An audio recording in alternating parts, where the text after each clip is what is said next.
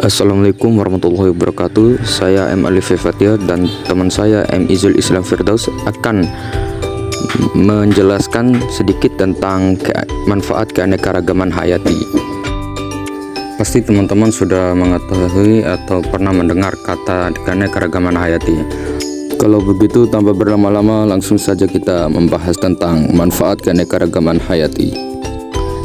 Pertama, di bidang ekologi. Manfaat keanekaragaman hayati dalam bidang ekologi salah satunya adalah dengan adanya hujan tropis.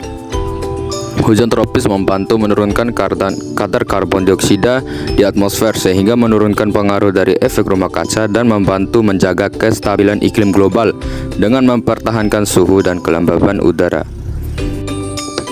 Manfaatnya juga dapat seperti kayu jati yang dapat diekspor untuk menghasilkan devisa negara. Beberapa hewan juga dapat dimanfaatkan sebagai sumber makanan, dan banyak juga tumbuhan yang dapat dimanfaatkan sebagai tanaman obat-obatan, bumbu dapur, dan makanan. Selain sebagai bahan-bahan tersebut, bisa juga sebagai lahan penelitian untuk pengembangan pengetahuan. Dan adanya hujan tropis dapat membantu menurunkan kadar karbon dioksida di atmosfer. Kedua, di bidang ekonomi.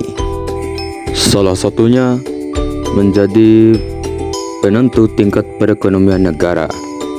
Sumber daya alam sebagai penghasilan dan menjual hasil panennya secara langsung menjadi salah satu faktor yang membantu perputaran uang di masyarakat terus berlanjut melalui perdagangan.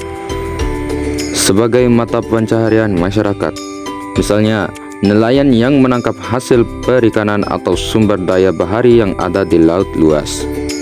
Meningkatkan pendapatan daerah dari sektor wisata. Ekosistem atau sumber daya yang dijadikan wisata ini jika bisa terus dikembangkan dan dilestarikan, maka secara tidak langsung akan meningkatkan pendapatan dengan ramainya wisatawan yang datang di tempat tersebut, sehingga pendapatan daerah akan meningkat dan sumber daya pun terjaga. 3. Manfaat KHT di bidang ilmu pengetahuan dan teknologi atau yang disingkat dengan IPTEK. Keanekaragaman hayati dapat dimanfaatkan untuk pengembangan ilmu pengetahuan. Hingga saat ini masih banyak kajian ilmu mengenai flora dan fauna yang ada di bumi. Semakin banyak jumlah flora dan fauna, maka semakin banyak berkembang juga ilmu pengetahuan.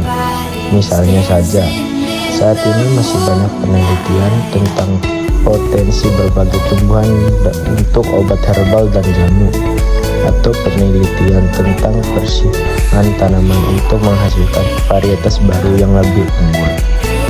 4. Manfaat KHT di bidang sosial dan budaya.